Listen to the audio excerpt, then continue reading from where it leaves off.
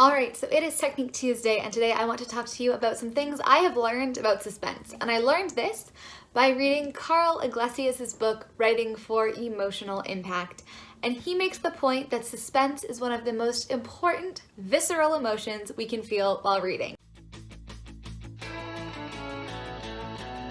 So I'm going to summarize what he says, I'm going to give an example, and then I'm going to give an exercise.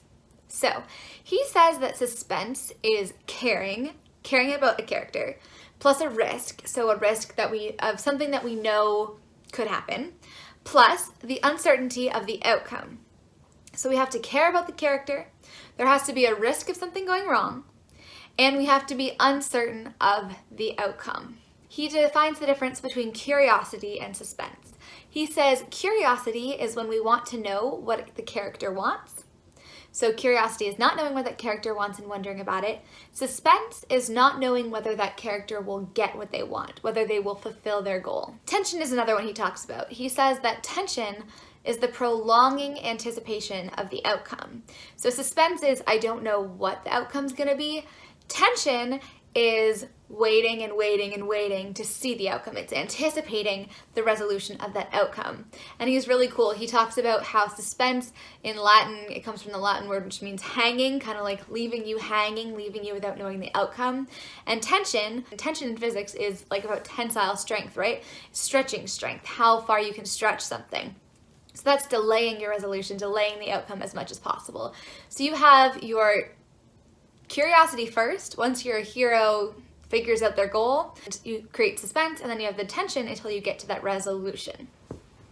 Now he gives a lot of examples of how to create suspense. This is a great book. There's a ton of techniques. He talks about adding a time limit to the goal, creating obstacles to the character's goal, making it dangerous, raising the stakes for what will happen if the character doesn't meet their goal, making it unpredictable, increasing that unpredictability, creating dramatic irony, which of course is where the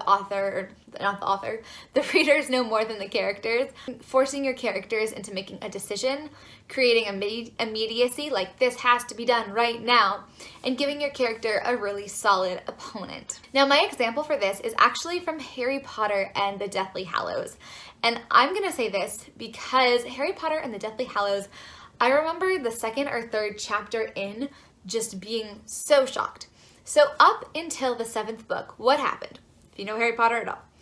You meet Harry Potter, it's over the summer, he really wants to leave the Dursleys. He leaves the Dursleys, he gets to Hogwarts, he might have a few issues in there, needs to take a car, needs to take a bus, whatever. And then he gets to Hogwarts, and then, at the end of the year, after his exams, because Voldemort cared so much that he got a good mark, he would have his confrontation with Voldemort. In Deathly Hallows, chapter 3, it's like, all right, Harry's off, he's going to the burrow, he's on his little broomstick, and then all of a sudden, out of nowhere, just hooded figures come down and they are attacked. And this is a formula break, which means it is unexpected. And what that does is you think in your head, oh my God, formula break, this is unpredictable, I have no idea what's gonna happen, anything can happen. And as they're going, Voldemort shows up and you're like, oh my God, that's the huge obstacle. That's the best opponent in there. You know that there's a time limit. You know it's dangerous. The stakes are up. We went from I want to get to the burrow to I want to survive this. And that just creates a huge amount of suspense. Then Harry finally falls through the barrier with Hagrid and they get into the protective dome, they get to the burrow. And then, Harry's met his goal, he's survived, he got to the burrow. But then we have all of this tension. Harry's not really facing an obstacle at all in the scene after that action scene. He's just there with the others. We're anticipating seeing the outcome. We're pretty sure someone's died, something bad has happened. It's prolonged until the very end when they come and say, Mad Eye's dead, and that ends our tension. And then, Harry says, oh, I want to leave, or whatever, and that kind of keeps us going and brings us, some suspense and tension back. And it's so cool. It's so cool. I'm definitely going to be watching movies and shows a little bit differently and trying to analyze where their suspense and their tension is because it's such a cool idea. However, here's my idea for an exercise. Basically, it's very simple. To take a scenario, which is where a character wants something, and then either list out or actually write the scene for how you would create that suspense. So my example is, let's say I have a character who's secretly spying on an ex-friend, romantic or otherwise, in a grocery store, and they do not want to be seen. So how would I write the scene, adding suspense into that scenario? So she's secretly spying, she does not want to be seen, she has a goal. How do we make it uncertain that she gets that goal? Well, maybe she has a toddler with her and the toddler won't behave, so it's really hard to sneak around. Maybe she needs to get carrots in the same aisle as her friend or something. Maybe her friend has a very protective person with a sharp eye near them.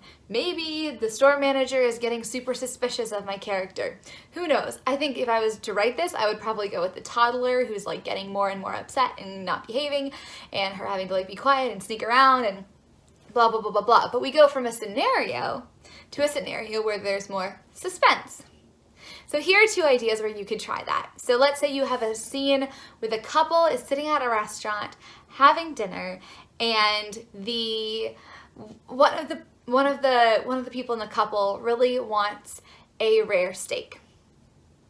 Seems pretty humdrum, but can you create suspense? And the next one is potentially a little bit easier, but let's say your character wants to cross a border. How can you create suspense? Legally, I mean, it could be an illegal entry point, but it's more fun if you say legal. How can you make it questionable whether they will be able to cross the border or not? I have to tell you, having crossed the border quite a bit recently during COVID, there is a lot more suspense now. And maybe you could play with that. Maybe that's what I would do. Or take one of your own stories, read it over if there's something you want to make more suspenseful, and think, how could I make this more uncertain? How could I make it more uncertain that my character gets their goal? This is my last Technique Tuesday video of 2021. My very last video of this December series will be tomorrow. So tune in for a Christmassy vlog. Thank you so much for watching, and I will see you next time. Bye-bye.